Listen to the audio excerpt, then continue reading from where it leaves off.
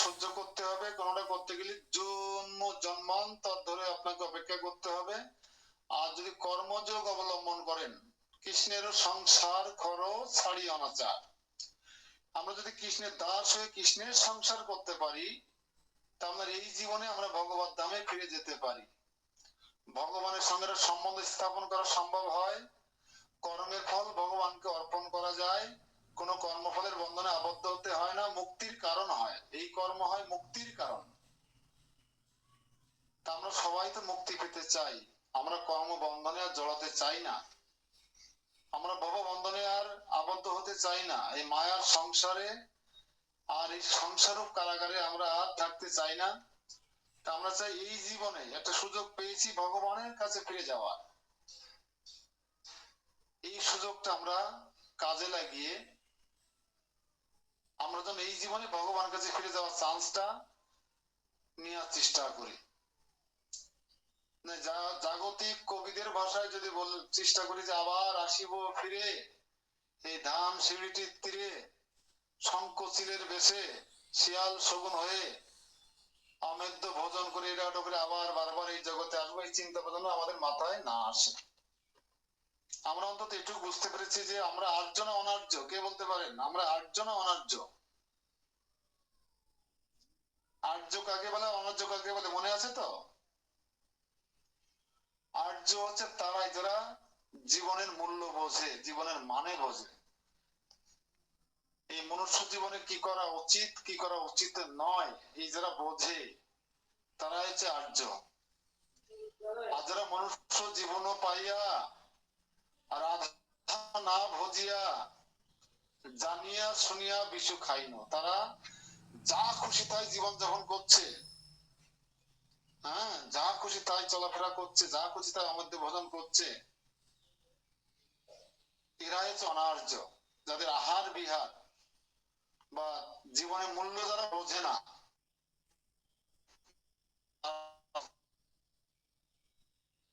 এখানে আছে নিশ্চয় সবাই আর্য, আমরা জীবনের মূল্য বুঝি বিদায় সকাল বেলায় সমস্ত কর্মকাণ্ড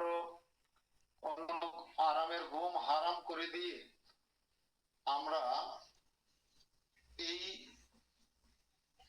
বৈদিক সংস্কৃতির সাথে যুক্ত হয়ে পারমাত্মিক এই জ্ঞান লাভ করার চেষ্টা করছি, আরো সভ্য হয়ে ওঠার জন্য, এই জীবনের জন্য ভগবত ধামে ফিরে যেতে পারি তার জন্য। হয়তো অনেকে পারবেন, আমরা প্রার্থনা করবো এই জীবনে সবাই যেন টার্গেট যেন থাকে সবাই ভগবত ধামে জীবনে ফিরে যায়। তারপরে যাওয়া হবে, আমার কর্ম যদি খারাপ হয়, আমার যদি শুদ্ধতার অভাব হয়, আমার যদি সদাচারের অভাব হয়, আমার যদি বৈষ্ণব গুণাবলীর অভাব হয়, হয়তো আমি এই জীবনে ভগবত ধামে ফিরে যেতে পারবো না, কিন্তু ভগবান আমাকে একবার ফেলে দেবে না। শ্রীমদ ভগবত গীতা 2য় অধ্যায় 40 নম্বর শ্লোকে বলছেন না, স্বল্প প্রশ্নের ফল কখনো ব্যর্থ হবে না, সে প্রশ্নকারীকে মৃত্যুর মহাভয় থেকে রক্ষা করবে। এবং এই জীবনে যদি সে ভগবত ধামে ফিরে যেতে নাও পারে,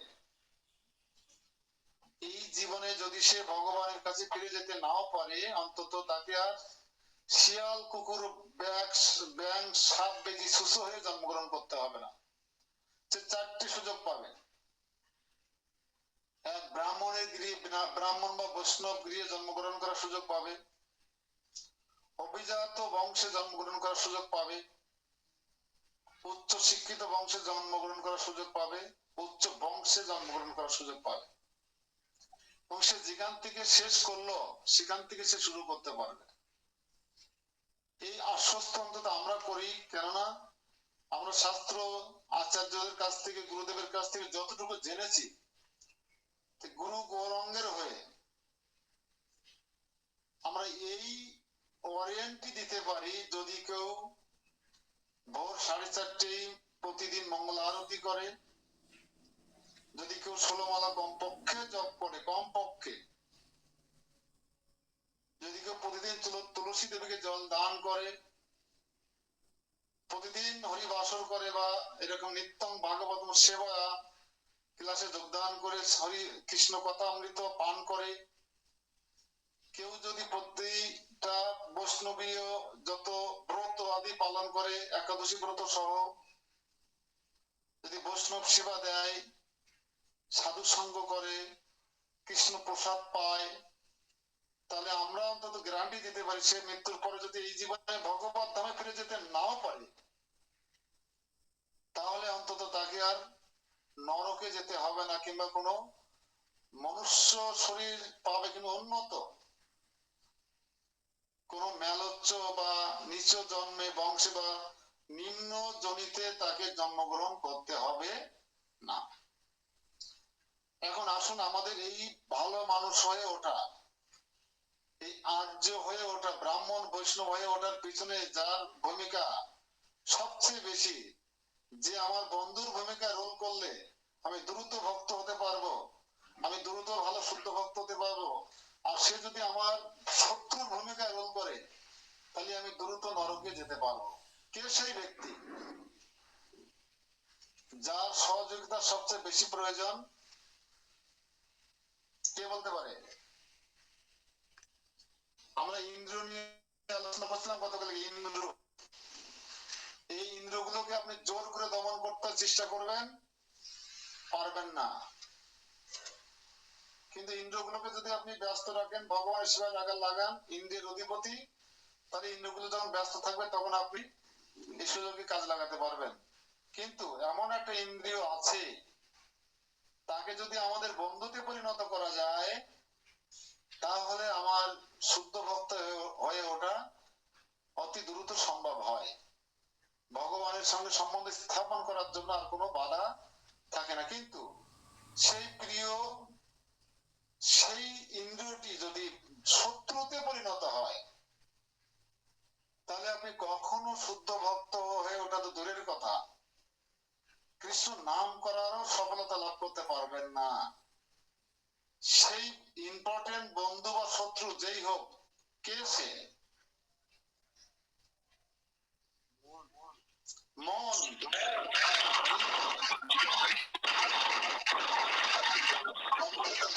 সাউন্ড হচ্ছে,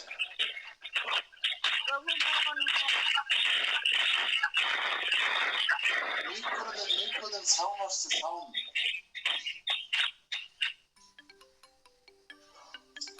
এই মনটাকে যদি আপনি সত্যিকারের বন্ধুতে রূপান্তরিত করতে পারেন, তাহলে আপনার জীবন সাকসেসফুল। কিন্তু মনটাকে যদি আপনি শত্রুতে পরিণত করেন, যদি মনের আজ্ঞা আপনাকে পালন করতে, তাহলে আপনি শেষ। এই জীবনে আপনার আর কিছুই হওয়া সম্ভব নয়। আমি স্বরূপে আমরা কি? স্বরূপে আমরা কৃষ্ণের নিত্য দাস, স্বরূপে আমরা কৃষ্ণের নিত্য দাস। কিন্তু দাসত্ব যদি মনের করি, অধিকাংশ সনাতনীরা মনের দাসত্ব করছে। এখনো মন যা চায় তাই করার চেষ্টা করি কিনা? মন সুযোগ পেলে আমাকে ছাড়বে না। এই জন্য মনটাকে শত্রু নয়, বন্ধুতে পরিণত করতে হবে। মনটাকে আমার দাসে পরিণত করতে হবে। তাতে যদি মনকে সকালে 10টা ঝাঁটার বাড়ি মারতে হয়, আর রাত্রি শোয়ার সময় 10টা জুতোর বাড়ি মারতে হয়, ভক্তি সিদ্ধান্ত সরস্বতী ঠাকুর বলছেন এই মনটাকে সকালে কি করতে হবে? 10টা ঝাঁটার বাড়ি মারতে হবে প্রতিদিন, আর রাত্রের বেলা শোয়ার সময় 10টা জুতোর বাড়ি মারতে হবে। আর এই ঝাঁটা জুতোর বাড়ি খেতে খেতে মন এক সময় আপনার ভয় পাবে, আপনার বিরুদ্ধে যেতে, আপনি যা বলবেন তাই শুনবেন, মনের কথা আপনাকে শুনতে হবে না। হ্যাঁ, কেউ কি স্ক্রিন শট দিচ্ছেন নাকি? স্ক্রিন রেকর্ডিং করছেন?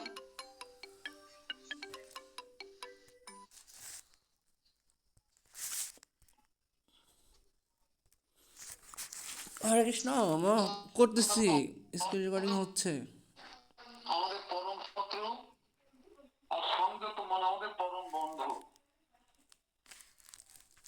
অসংযত মন হলে আমাদের পরিস্থিতি কেমন হয়? প্রশ্ন নেবেন আজকে একটা, অসংযত মনের অধিকারী ব্যক্তির অবস্থা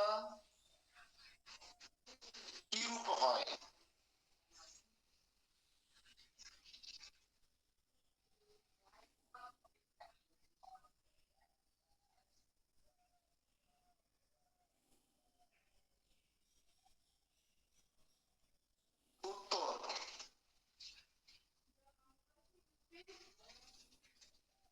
অসংযত মনের অধিকারী ব্যক্তি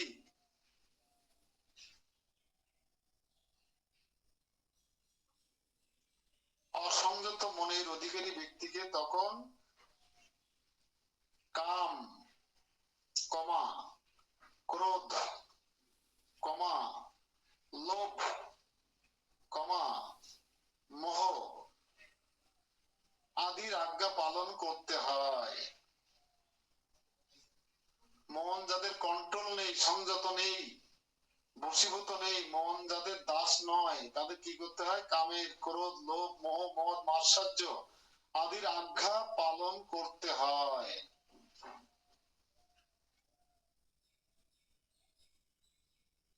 সেই ব্যক্তি ইন্দ্রিয়ের আজ্ঞা পালন করতে বাধ্য।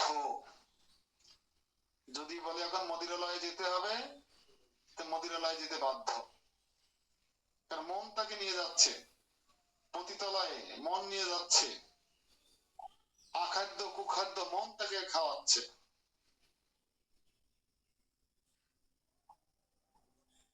অসংযত মনের অধিকারী ব্যক্তি ভুল পথে পরিচালিত করে, ব্যক্তিকে ভুল পথে পরিচালিত করে, মন তাকে ভুল পথে পরিচালিত করে।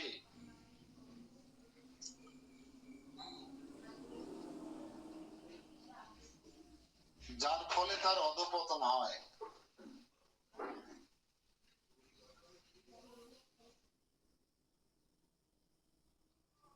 লিখতে পেরেছেন সবাই?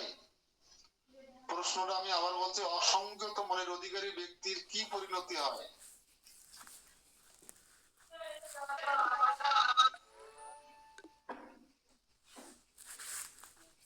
উত্তর হচ্ছে, অসংযত মনের অধিকারী ব্যক্তিকে কাম, ক্রোধ, লোভ, মদ, মোহ আদির আজ্ঞা পালন করতে হয়।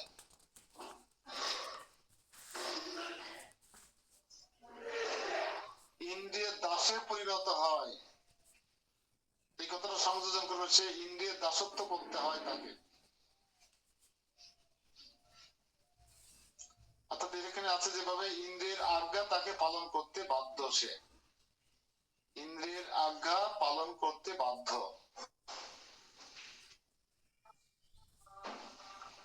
অসংযত মন তাকে ভুল পথে পরিচালিত করে, যার ফলে তার অধঃপতন হয়।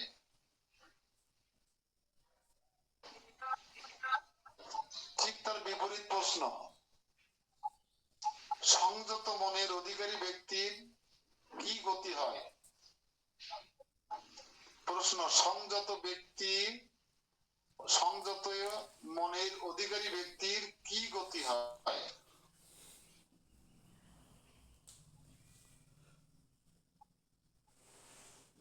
আশা করি প্রশ্ন লিখতে পেরেছেন। সংযত মনের অধিকারী ব্যক্তির কি গতি হয়? উত্তর,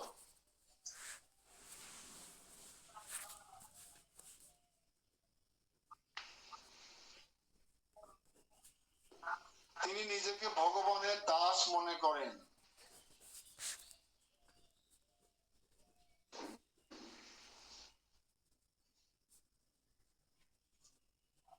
ভগবানের আজ্ঞার প্রতি সম্পূর্ণ সমর্পিত।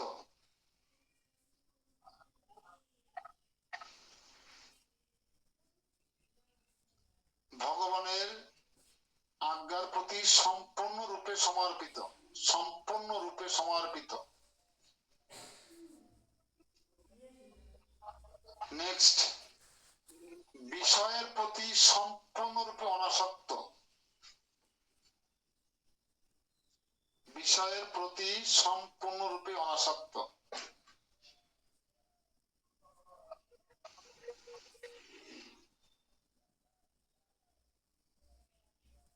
পরমাত্মা তাকে সঠিক পথে পরিচালিত করে।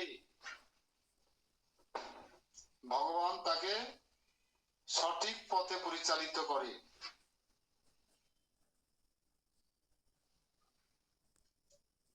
অধঃপতনের সম্ভাবনা থাকে না।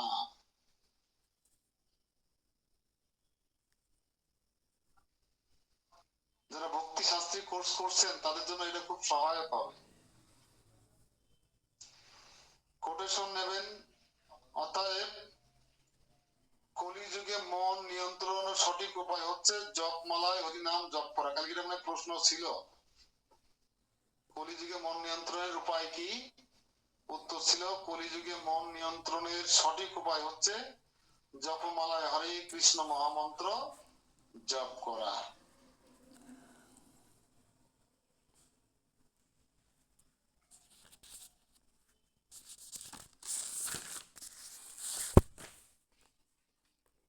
এই জন্য আমাদের মনটাকে খুব গুরুত্ব দিতে হবে, সেজন্য আমাকে কন্ট্রোল না করে আমি যেন মনটাকে কন্ট্রোল করতে পারি।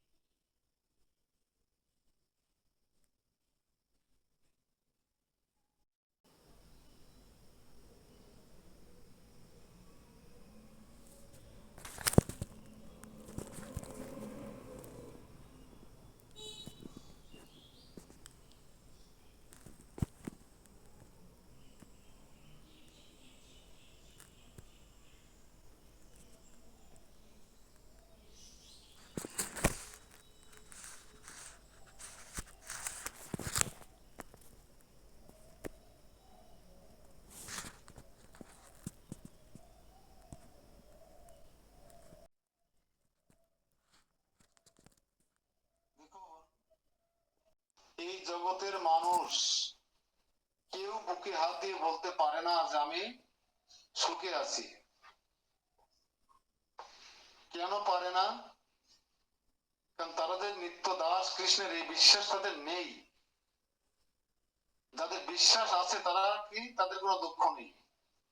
আর যাদের দুঃখ আছে, যাদের দুঃখ নেই তাদের কৃষ্ণের প্রতি বিশ্বাস আছে, তারা কৃষ্ণের নিত্য দাস। আর যাদের দুঃখ আছে তাদের বুঝতে হবে কৃষ্ণের প্রতি তাদের বিশ্বাস নেই, তারা কৃষ্ণের নিত্য দাস। তাদের যে বিশ্বাস নেই, তারা নিত্য কৃষ্ণ দাস, এই কারণে তাদের দুঃখ বেশি। কেউ বুকে হাত দিয়ে বলতে পারে না আমার দুঃখ নেই আমার। কিন্তু একজন একনিষ্ঠ কৃষ্ণের সেবক, যে তার গুরুদেবের আচার্যদের আজ্ঞা পালন করে, তাদের অনুসরণ করে,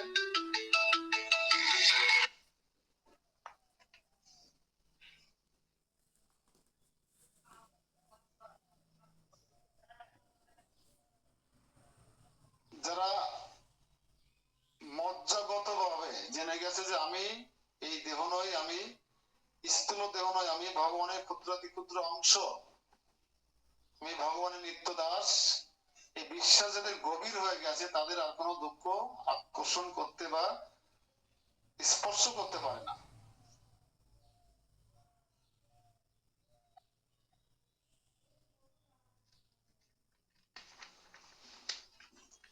যেমন কুন্তী দেবী, কুন্তী দেবী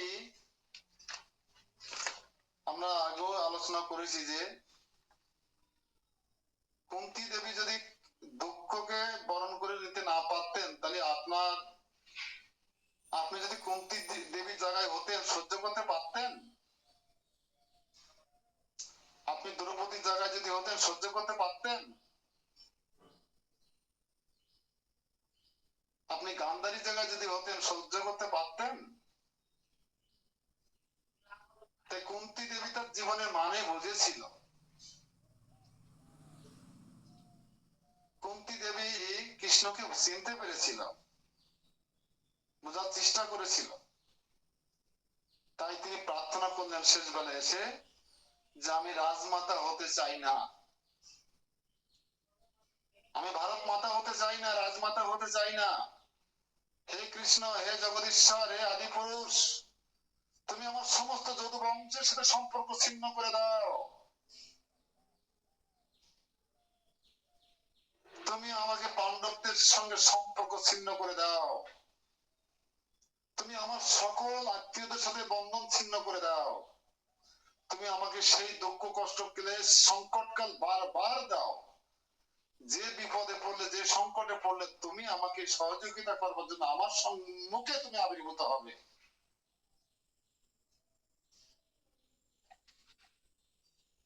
যে ব্যক্তি দুঃখকে আহ্বান করে সেই ব্যক্তিকে কেউ দুঃখ দিতে পারে কি মনে হয় আপনাদের?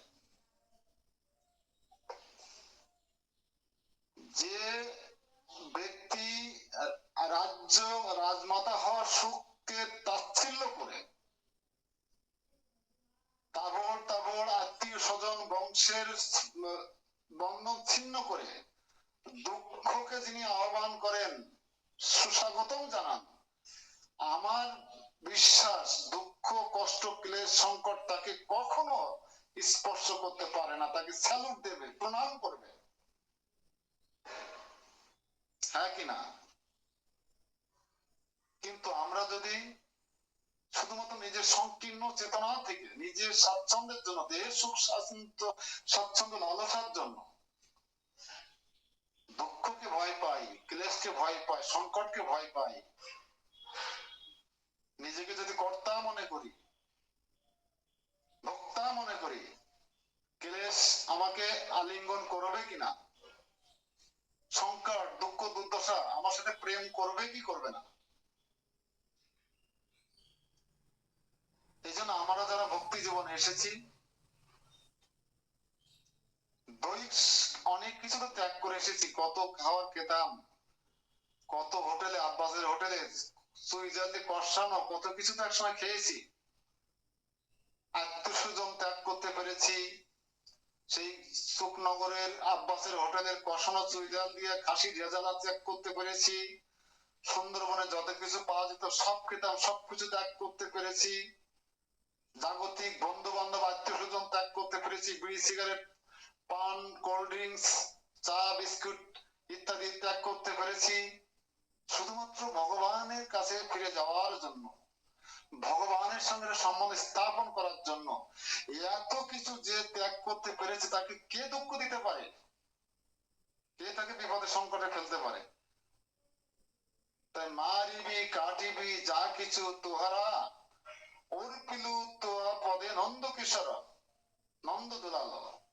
আপনাকে যখন আপনি নিজেকে নন্দ কিশোরের অর্থাৎ নন্দের পুত্র শ্রীকৃষ্ণের চরণে অর্পণ করে তখন আপনাকে আর কেউ দুঃখ সংকট মান অপমান কেউ আপনাকে স্পর্শ করতে পারবে না। আত্ম অভিমান জ্ঞান আপনার থাকবে না। যদি কেউ আপনাকে তিনটে থাপ্পড় মারে আপনি তাকে ধন্যবাদ দিবেন,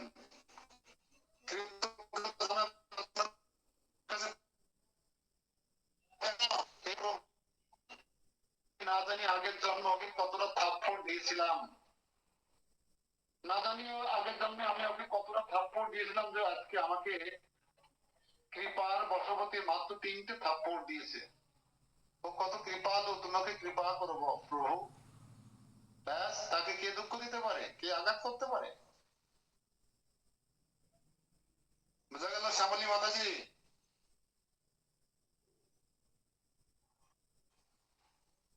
এইভাবে একজন ভক্ত চিন্তা যদি করে তাকে কেউ আঘাত দিতে পারবে না, ক্লেশ দিতে পারবে না, দুঃখ দিতে পারবে না। আরে খাওয়া পড়ার চিন্তা করছেন? আপনি কি খাবেন, কতদিন খাবেন, কতদিন থাকবেন, সমস্ত কিছু বরাদ্দ করা আছে এই প্রকৃতিতে। প্রকৃতি হচ্ছে আমাদের মা আর পিতা হচ্ছে কৃষ্ণ। অহম বীজ প্রদানকারী পিতা কৃষ্ণ বলছেন, আমি সমস্ত কিছু বীজ প্রদান করে রেখেছি। আমার কোন সন্তান, কোন আমার সৃষ্টির জীব কি খাবে, কতদিন খাবে, কোথায় থাকবে, কি খাবে, সমস্ত ব্যবস্থাপনা আমি করে রেখেছি। তার কারণ তাই যদি না হতো তাহলে কৃষ্ণ 16, আমরা একটা বউ নিয়ে, দুটো বাচ্চা নিয়ে, একটা বাচ্চা নিয়ে, হাফ বাচ্চা নিয়ে সংসার চালাতে পারছি না, টেনশন করে মরে যাচ্ছি। আর কৃষ্ণ 16,108 জন স্ত্রী, প্রত্যেক স্ত্রীর 11 জন করে সন্তান, 10টা পুত্র, 1টা করে কন্যা। বিয়ে দিয়ে দেখেছেন 16,108টা কন্যাকে? একটা কন্যা বিয়ে দিয়ে ফতর হয়ে যাচ্ছেন আপনারা। 18 জন মা, আত্মীয়স্বজন, মন্ত্রী পরিষদ, পরিষদ বর্গ, এত বড় সংসার চালাতেন। কি যোগ্যতা ছিল কৃষ্ণের? উনি কি মাস্টার ডিগ্রি হোল্ডার ছিল, ডাক্তার ছিল, ইঞ্জিনিয়ার ছিল?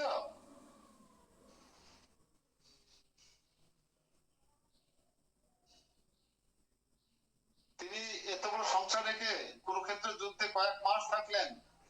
সংসার কে চালিয়ে দিয়েছে? নিশ্চয় উনি সবকিছুর ব্যবস্থাপনা করে রেখেছেন।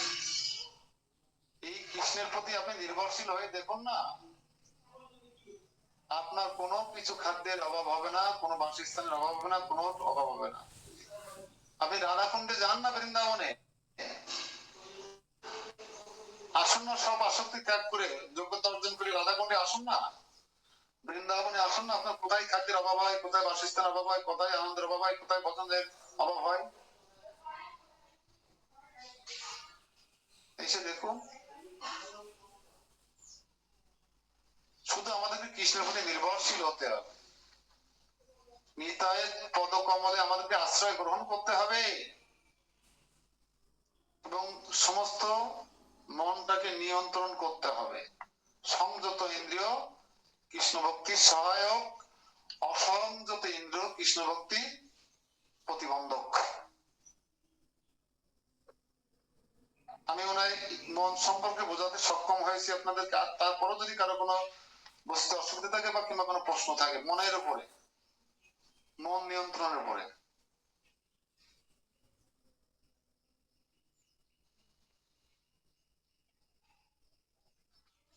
তাই কেউ যদি মনে করেন যে আমি যদি কর্ম করি বন্ধনের কারণ হই, তাহলে আমি আর কর্ম করব না, কিন্তু আপনি মহামুক্ত হতে পারেননি, পুরোপূর্ণ পরিপূর্ণ পবিত্র হতে পারেননি, শুদ্ধ হতে পারেননি, তাহলে আপনি কর্মত্যাগ করবেন না।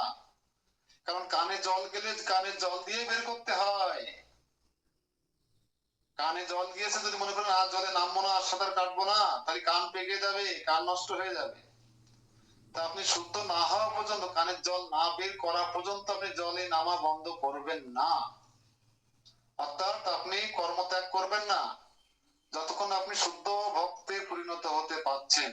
কিন্তু কোন কর্ম? কর্মকাণ্ড নয়, কর্মের যোগ্য নয়, শুধু অকর্ম করে যাবেন, অকর্ম।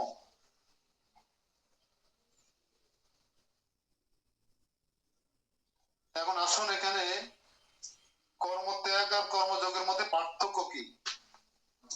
একটা কলম আকারে দেওয়া আছে, আপনারা কিভাবে লিখবেন দেখুন, কিভাবে লিখলে ভালো হয়।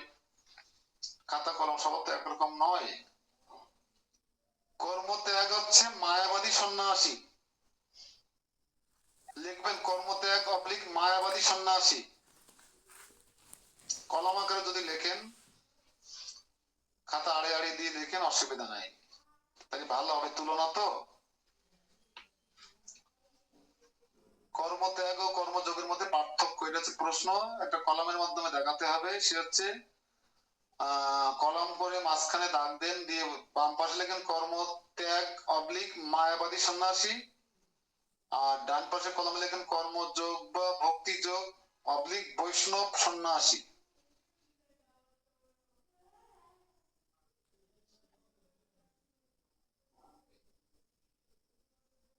কলম 1, সম্পদের মাধ্যমে আগে দরকার। কর্ম না করে আপনি পরিশুদ্ধ হতে পারবেন না, যে কথা আগে বলে আসলাম। কর্মের মাধ্যমে আপনাকে পরিশুদ্ধ হতে হবে। কাজ 3 প্রকার, আপনাকে সেই কাজটা, সেই লাইনে কাজটা করতে হবে যে কাজটা করলে আপনি পরিশুদ্ধ হবেন, আর যেটা করলে আপনি বন্ধনের কারণ হবেন, হৃদয় কলুষিত হবে, সেটা আপনি করবেন না। তাই মায়াবাদী সন্ন্যাসীদের ক্ষেত্রে বলা হচ্ছে কর্ম সম্পাদনের মাধ্যমে আগে পরিশুদ্ধ হওয়া দরকার।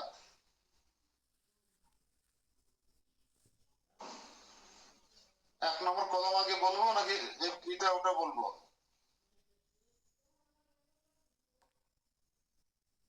কলম 2, কর্মযোগ বা ভক্তি যোগ, এই পন্থায় স্বয়ং পরিশুদ্ধকারী। এই পন্থা অবলম্বন করলে এমনি এমনি পরিশুদ্ধ হওয়া যায়, কিন্তু কর্মত্যাগ করলে নতুন করে পরিশুদ্ধ হওয়ার জন্য আপনাকে প্রয়াস করতে হয়। আর এই পন্থা অবলম্বন করলে স্বয়ং পরিশুদ্ধকারী এই পন্থা। কোন পন্থা? ভক্তিযোগ্য বৈষ্ণব সন্ন্যাসীর যে পন্থা, এই পন্থা স্বয়ং পরিশুদ্ধকারী। আপনাকে নতুন করে পরিশুদ্ধের জন্য মেশিন বসাতে হবে না, রিফাইনারি করার জন্য। কলাম একের কর্মত্যাগের 2 নম্বর, শুধু জ্ঞান লাভের মাধ্যমে মুক্তি সম্ভব নয়। জ্ঞান কাণ্ড কর্মকাণ্ড কেবল ঈশ্বর ভাণ্ড হয়ে যাবেন। এই জন্য শুধু কর্মযোগ হচ্ছে শুধু জ্ঞান লাভের মাধ্যমে মুক্তি সম্ভব নয়। কলম 2-তে আসুন। আত্মজ্ঞানের স্তরে অধিষ্ঠিত হয়ে কর্তব্য পালনে মুক্তি নিশ্চিত। আত্মতত্ত্ব জ্ঞানে উপলব্ধি থাকতে হবে। আমি কে, আমি কোথা থেকে এসেছি, কেন আমি এত দুঃখ কষ্ট ভোগ করছি, মৃত্যুর পরে আমি কোথায় যাব, এই জ্ঞান থাকতে হবে। 2 নম্বর কলমটা আমি আবার বলছি, আত্মজ্ঞানের স্তরে অধিষ্ঠিত হয়ে কর্তব্য পালনে মুক্তি নিশ্চিত। সবাই ভিডিও ক্যামেরা অফ করছেন কেন? আমি লিখছি কিনা কি করে বুঝবো?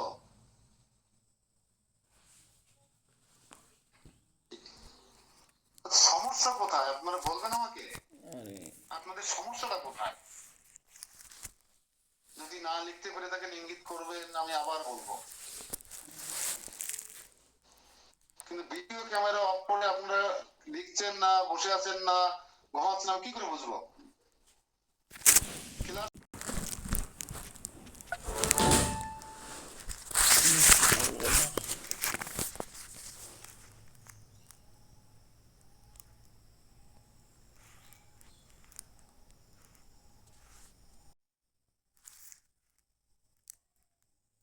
হচ্ছে, দেখুন, খোঁজ নিয়ে দেখুন। আরে কই ঘুমাচ্ছি মামা, এই তো এখানে কয়েকজন আছে তারা মোবাইলের কাছে নেই।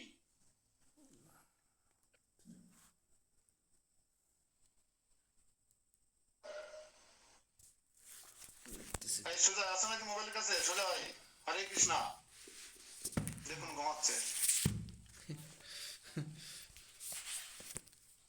শুধু ক্লাসে না ঢুকলে প্রশ্নবিদ্ধ হবে, তাই ক্লাসে ঢুকে বসে আছে।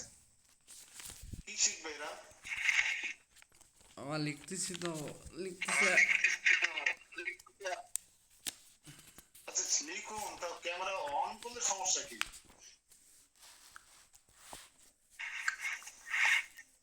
সোজা গিয়ে কেউ ফোন দেন যদি নাম্বার থাকে। মদের বউ ঢুকছে? ক্লাস রেকর্ড করতেছি। আত্মজ্ঞানের স্তরে অধিষ্ঠিত হয়ে কর্তব্য পালনে মুক্তি নিশ্চিত। 2 নম্বর কলম লিখছেন সবাই? 3 নম্বরে আসুন, বাম পাশের কলমে। অসম্পূর্ণ বৈরাগ্য, এই বৈরাগ্য সম্পূর্ণ নয়, অসম্পূর্ণ বৈরাগ্য। 3 নম্বর কলম মায়াবাদী সন্ন্যাসীর পাশে, অসম্পূর্ণ বৈরাগ্য। ডান পাশে কলমে পূর্ণ যুক্ত বৈরাগ্য। এই যুক্ত বৈরাগ্যের কথাই বলা হচ্ছে বারবার। কর্মযোগ বা ভক্তিযোগ বা বৈষ্ণব সন্ন্যাসীর কলমে 3 নম্বর হচ্ছে পূর্ণ যুক্ত বৈরাগ্য অবলিক শ্রীকৃষ্ণের জন্য সবকিছু ব্যবহার করতে হবে। শ্রীকৃষ্ণের জন্য সবকিছু ব্যবহার করা।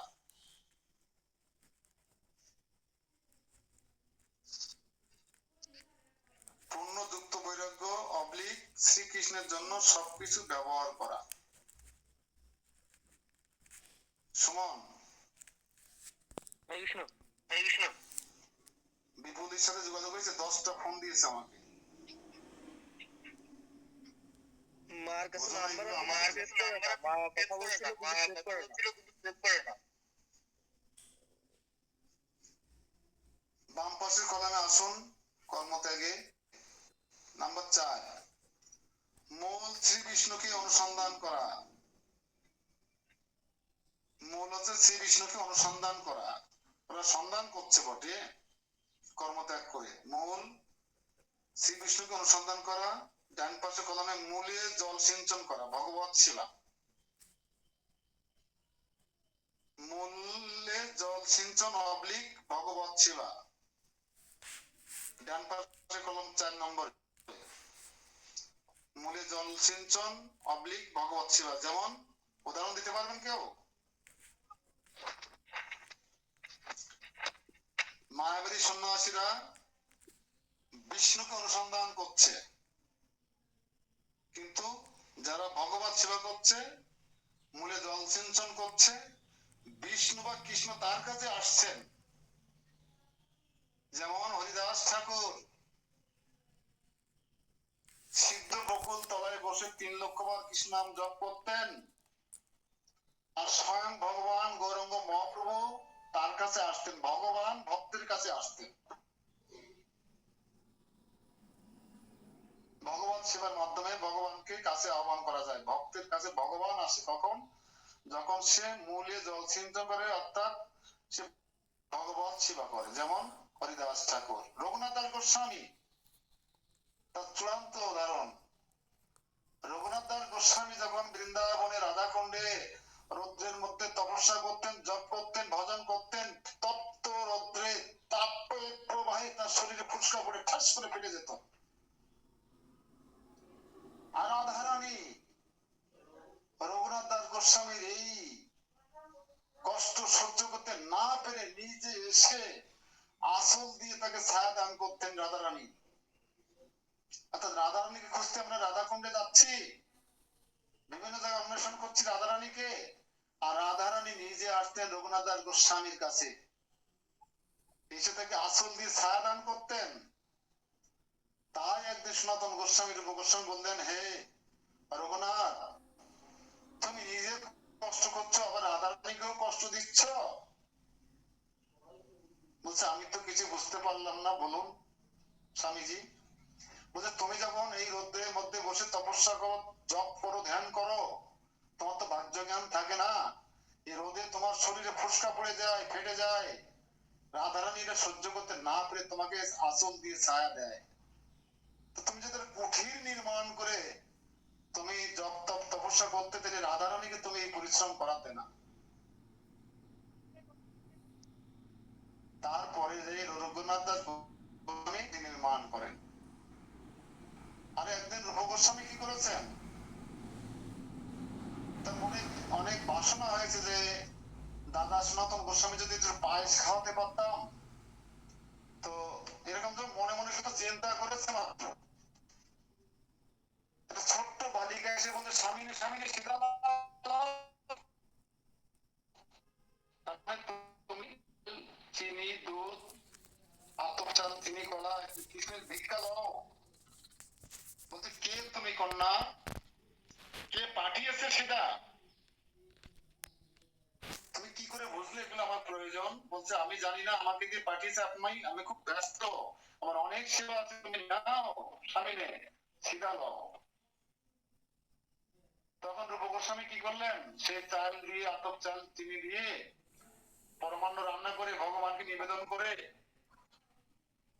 যখন দাদাকে ডেকেছেন, ভাইকে ডেকেছেন, সনাতন গোস্বামীকে ডেকেছেন, বলছেন, এত সুন্দর আতপ চাল, দামি দামি জিনিসপত্র যে তুমি পরমান্ন রান্না করতে কোথায় পেলে সব?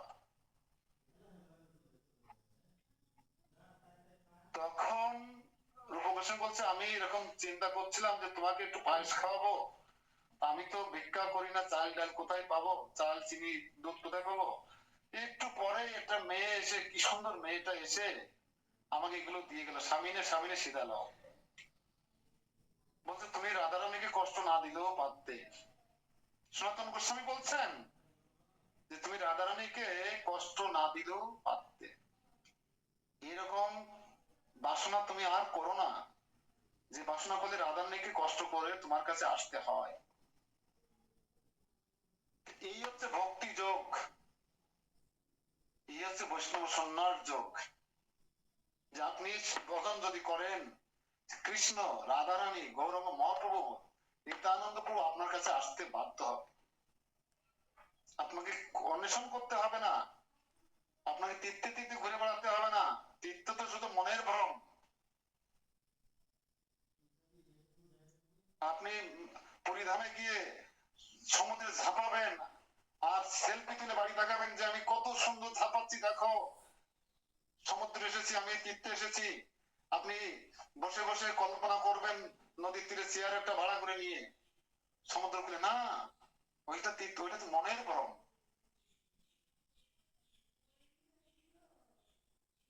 আপনি জগন্নাথে ধ্যান করুন, ঘরে বসে ধ্যান করুন, আপনি গৌরাঙ্গে ধ্যান করুন, সেবা করুন।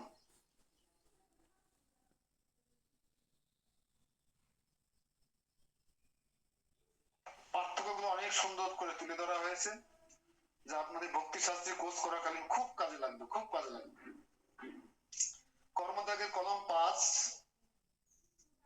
জড় বস্তুর প্রতি বিরক্ত হয়ে তার থেকে বিচ্ছিন্ন থাকা। জড় বস্তুর প্রতি বিরক্ত হয়ে তার থেকে বিচ্ছিন্ন থাকা, যে আমি কোনো কিছু স্পর্শ করব না, আমি সন্ন্যাসী, আমি সব ত্যাগ করেছি, আমি বিষ্ণুকে খুঁজছি। ডান পাশে কলমে লিখুন 5 নম্বরে, কৃষ্ণের প্রতি আসক্ত হয়ে তার সেবা করা। অর্থাৎ আপনি আমাকে 1 কোটি টাকা দিন না, আমি আমি তার টাকা ত্যাগ করবো না। আমারে 1 একর জমি দিন না, আমি সেই জমি ত্যাগ করবো না, আমি সেই জমিতে কৃষ্ণের জন্য মন্দির তৈরি করব, আমন্ত্রণ সেন্টার প্রচার তৈরি করব, ভক্তদের ভিসা অফিস তৈরি করব, ভগবত ধামে ফিরে ভিসা অফিস তৈরি করব। আমার 1 কোটি টাকাতেও হবে না, দিন না আমাকে। তাহলে যারা ভয় পায় বিষয় দেখে, অর্থ দেখে, সম্পদ দেখে, তারা প্রকৃত 100% পরিশুদ্ধ হতে পারবে না। কিন্তু আমার যদি বিষয়ের প্রতি আসক্ত না থাকি, আমি বাসনা থাকে, সেই বিষয় সেই সম্পত্তি আমি কৃষ্ণের সেবা লাগাতে পারি, আমি সেখানে মন্দির প্রতিষ্ঠা করতে পারি, ভগবান সুন্দর 1 কোটি টাকা আমার হাতে থাকলে প্রচার কাজনা করতে পারি। তাহলে অর্থ হাত দিব না, জমিতে হাত দিব না, আমি বৈরাগী। হ্যাঁ, অসম্পূর্ণ বৈরাগী এটা, যেটা 2 নম্বর কলমে বলা হয়েছে। কিন্তু যারা কৃষ্ণ সেবা পরায়ণ,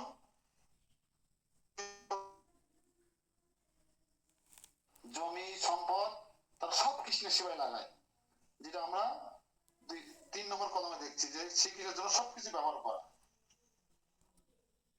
তাহলে আমি কলমটা 2 পাশে আবার পড়ছি, জড় বস্তুর প্রতি বিরক্ত হয়ে তার থেকে বিচ্ছিন্ন থাকা, আর ডান পাশে কলম শ্রীকৃষ্ণের প্রতি আসক্ত হয়ে তার সেবা করা। যেমন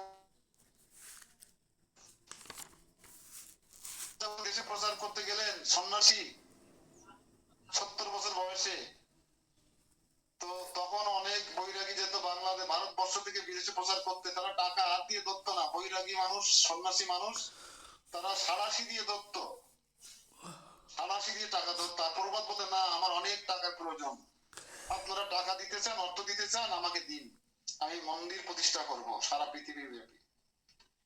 প্রভুপাদকে তার এক শিষ্য একটা বিমান উপহার দিয়েছিল, বিমান, আপনারা জানেন কিনা জানি না। প্রভুপাদ বলছে, না আমার বিমানের দরকার নেই, ওই টাকা তুমি আমাকে দাও, ওই টাকা দিয়ে আমি একটা মন্দির প্রতিষ্ঠা করবো।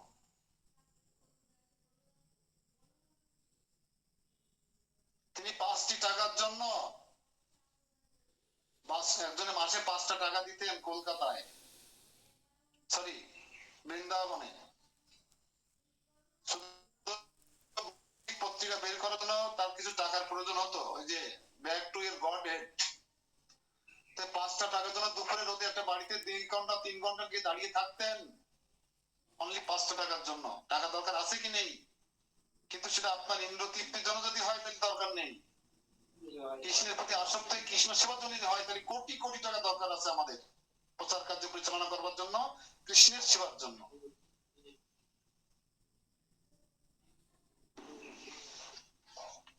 নেক্সট, ফার্স্ট কলমে নেক্সট 5, 6, মনোধর্মী শুষ্ক জ্ঞান। মনোধর্মী শুষ্ক জ্ঞান, আলোচনায় কোনো সুখ নেই। এই মনোধর্মী শুষ্ক জ্ঞান আলোচনায় কোনো সুখ নেই। দেখবেন একজন বেদান্ত আছে আমাদের দেশে, বেদান্ত, তারা শুধু বেদ অধ্যয়ন করে, ভগবান মানে না, শিবা মানে না, তুলসী দেবী মানে না, দেব দেবতা মানে না। এরা হচ্ছে শুষ্ক জ্ঞান, এইটা হচ্ছে শুষ্ক জ্ঞান, মায়াবাদী। কোন তুলসী মালা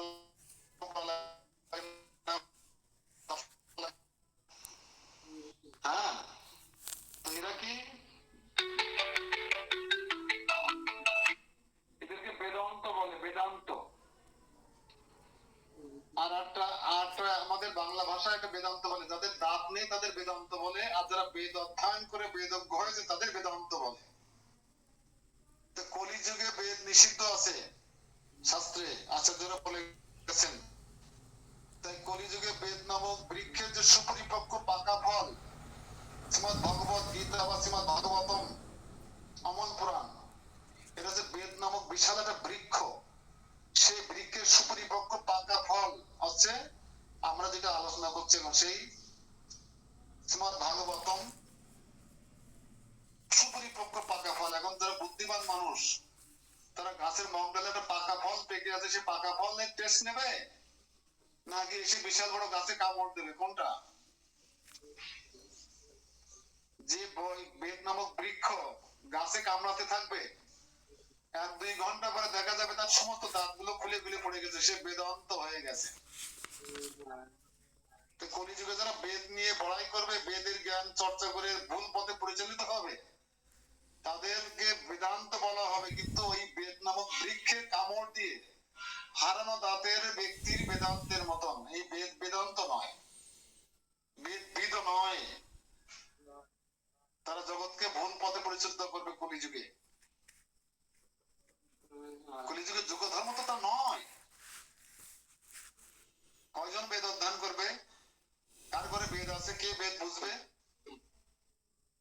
আপনি বেদ বোঝার চেষ্টা করবেন, আপনি পাগল হয়ে যাবেন, আওলা জাওলা হয়ে যাবেন, বিভ্রান্ত হয়ে যাবেন। কলিযুগে তো কিছু দরকার নেই, অত সময় নেই। অন্যগত প্রাণ, জনিগত মন, মন্দ ভাগ্য, কলহপ্রিয়, পরনিন্দা পরচর্চায় রত, ধর্ম বৈমুখ, স্মৃতিশক্তি কম, আমি কি করে বেদ অধ্যয়ন করবো?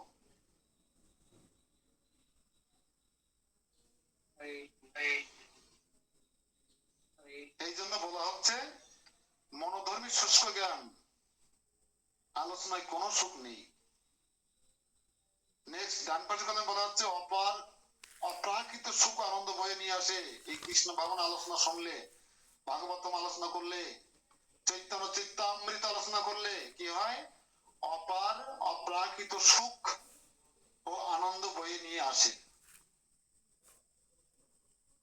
কলাম 7, ইন্দ্রিয়গুলোকে দমন করে ভগবত সেবায় সুখ থেকে বঞ্চিত করা।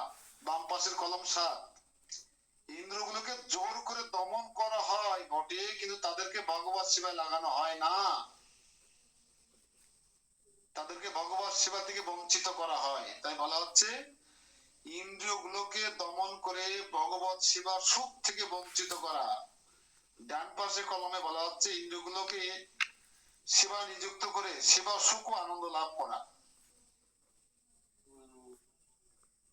ইন্দ্রগুলোকে ইন্দ্রের অধিপতির সেবায় নিযুক্ত করে, এইভাবে লিখুন, ইন্দ্রিয়গুলোকে ইন্দ্রের অধিপতি ভগবান শ্রীকৃষ্ণের সেবা নিযুক্ত করে সেবা সুখ ও আনন্দ লাভ করা।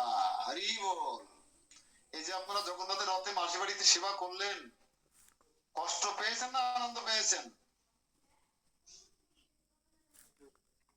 নিশ্চয় আনন্দ পেয়েছেন। এই হচ্ছে ইন্দ্রগুলোকে ভগবানের সেবা নিযুক্ত করে সেবা সুখ বা আনন্দ লাভ করা।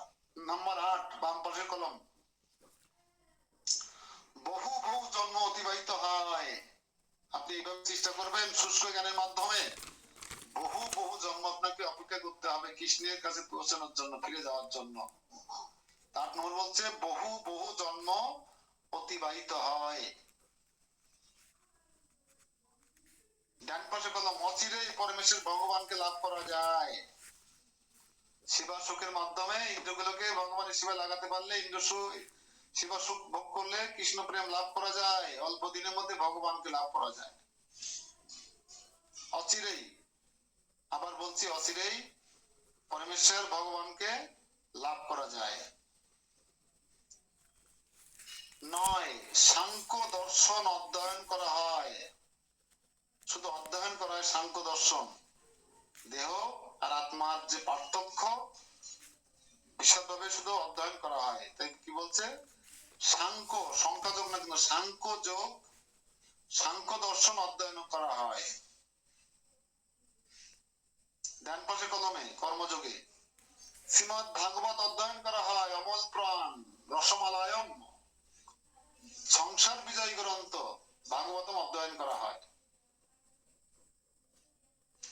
নাম্বার 10 বাম পাশে কলম, ইন্দ্রগুলোকে জোর করে দমন করতে হয়।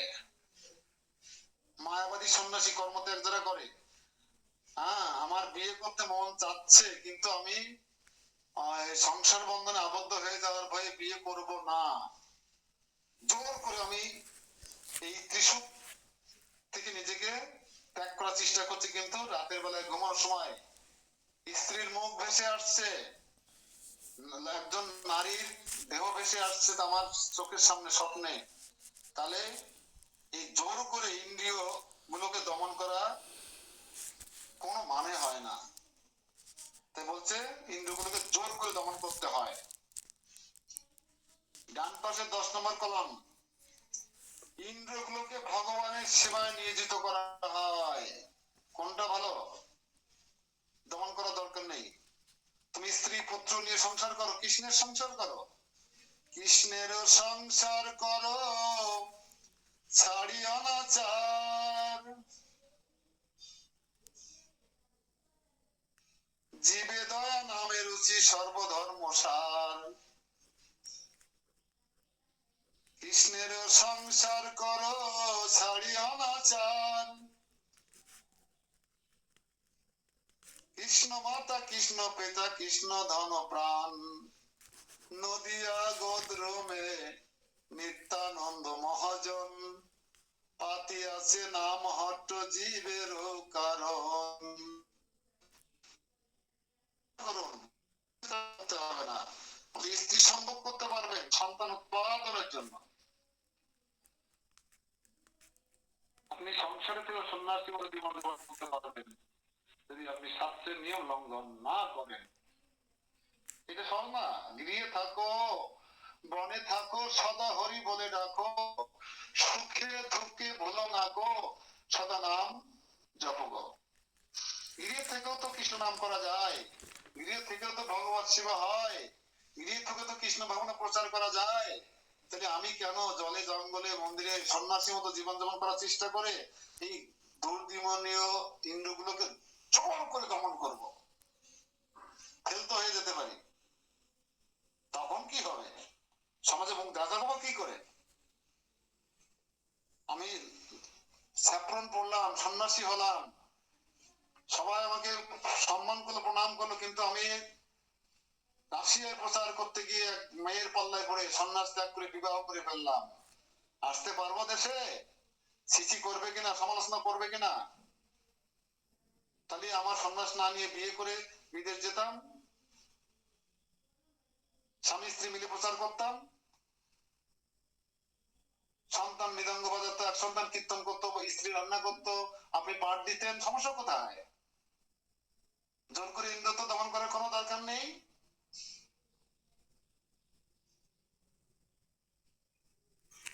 হরে কৃষ্ণ।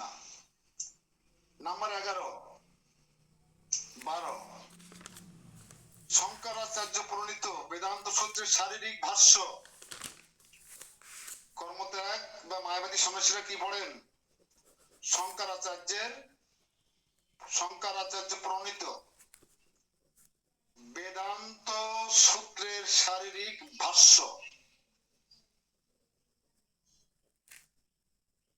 শঙ্করাচার্যের কোনো দোষ নেই, তিনি স্বয়ং ভগবান শিব, শিবের আবেশ অবতার শঙ্করাচার্য। আর ভগবান তাকে এই মায়াবাদ প্রচার করবার জন্য পাঠিয়েছিলেন। আর সে ভগবানের কথা শুনবে না আপনার কথা শুনবে? হয়তো আপাত দৃষ্টিতে আপনি শঙ্করাচার্যকে খারাপ মনে করতে পারেন, তিনি মায়াবাদ কেন প্রচার করলেন, ভুল ভাল ব্যাখ্যা কেন করলেন বেদান্ত সূত্রের, শারীরিক ভাষ্য কেন দিলেন, যে ভাষ্য শুনলে সর্বনাশ হয় সেই ভাষ্য কেন দিলেন? কৃষ্ণের আজ্ঞা পালন করেছেন মাত্র। কংসকে আপনার খারাপ মনে হতে পারে, কিন্তু সে কৃষ্ণের আজ্ঞা পালন করেছেন মাত্র, ওই ভূমিকা রোল করেছেন মাত্র। রাবণকে আপনার খারাপ চরিত্র মনে হতে পারে, কিন্তু রাবণকে ভগবান ওই চরিত্রে রোল করতে বলেছে। রাবণ তো আর সাধু চরিত্র করতে পারবে না।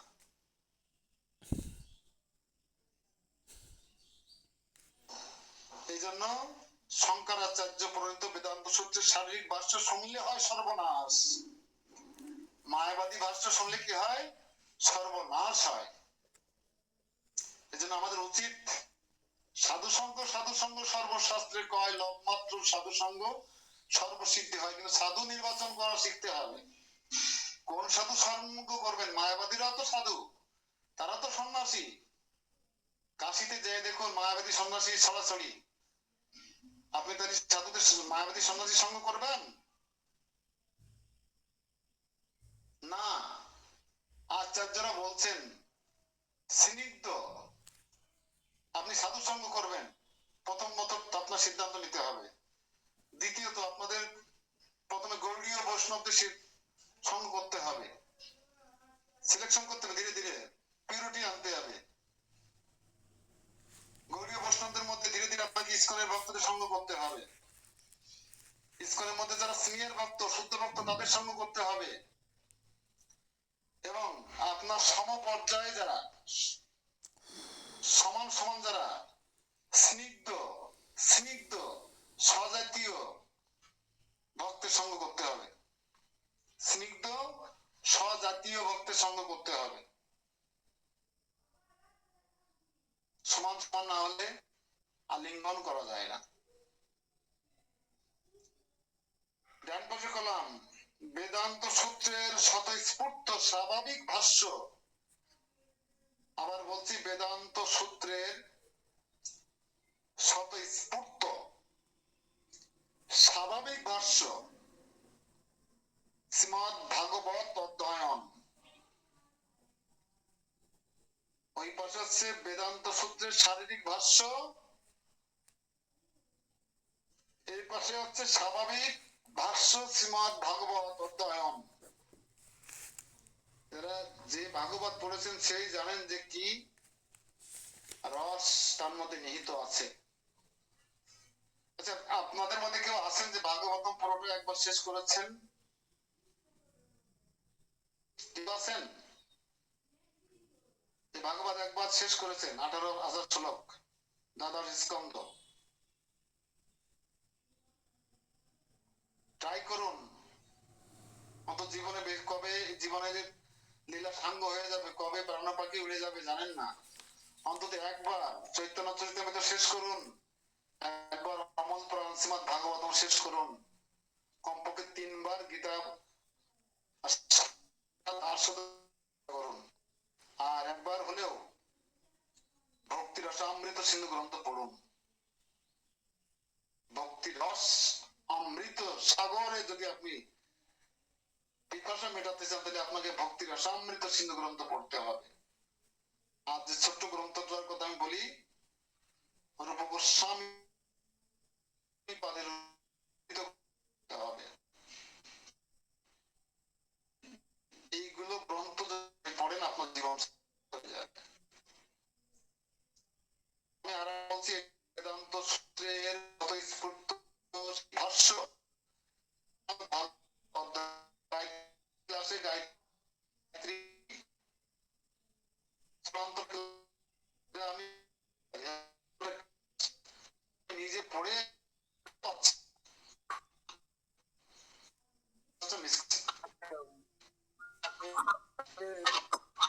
করার মেয়ে না, হেলা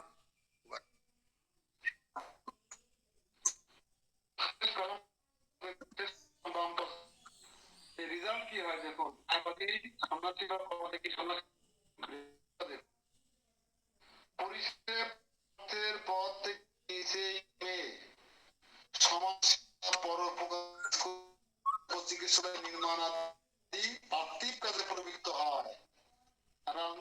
হয়ে পড়ি last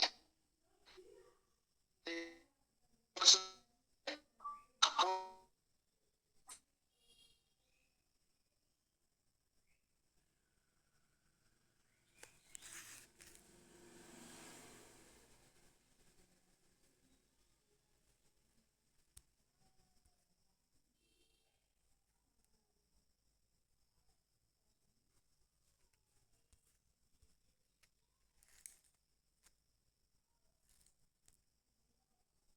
জানো তো সমাজ সেবা পরোপকার আদি পার্থিব কাজে প্রবৃত্ত হয়। রেজাল্ট ডান পাশে কলমে পঞ্চরাত্রি বিধি অনুসারে নারদ মুনির সিদ্ধান্ত বা কোর্স করানো যে রেজাল্ট অনুসারে কি হয় ভক্তদের পঞ্চরাত্রি বিধি অনুসারে বহুবিধ ভগবত সেবায় নিয়োজিত হয়ে অন্তে ভগবানের কাছে প্রত্যাবর্তন করা যায়। হরি বল। কি হয় পঞ্চরাত্রিক বিধি অনুসারে বহুবিধ ভগবত সেবায় নিয়োজিত হয়ে অন্তে ভগবানের কাছে প্রত্যাবর্তন করা যায়। আমাদের কিন্তু বিধি মেনে সেবা করতে হবে, পঞ্চরাত্রিক বিধি মেনে। আবেগে বিতাড়িত হয়ে রাগ মার্গের সেবা করার চেষ্টা করবেন তো আপনি ধ্বংস হয়ে যাবেন। কিন্তু শাস্ত্রের বাইরে গিয়ে মনোধর্ম চেষ্টা করবেন না যে আমার গোপাল, আমার জগন্নাথ, আমি জগন্নাথের মা, আমি যা করব তাই হবে, এরকম নয়। আপনাকে পঞ্চরাত্রিক বিধি অনুসারে বহুবিধ ভগবত সেবায় নিয়োজিত হয়ে অন্তে ভগবানের কাছে প্রত্যাবর্তন করতে হবে। আমি বারবার বলে থাকি আপনাদেরকে, ভাবা আবেগ কোনো ধর্ম নয়। ভাব আবেগ এটা কোনো ধর্ম নয়, এটা আপনার ক্ষতির কারণ হতে পারে। এটা মায়া, সম্পূর্ণ মায়া। ভাবা আবেগ আমাদের খুলনা দেখবেন একটা গোপালের মা আছে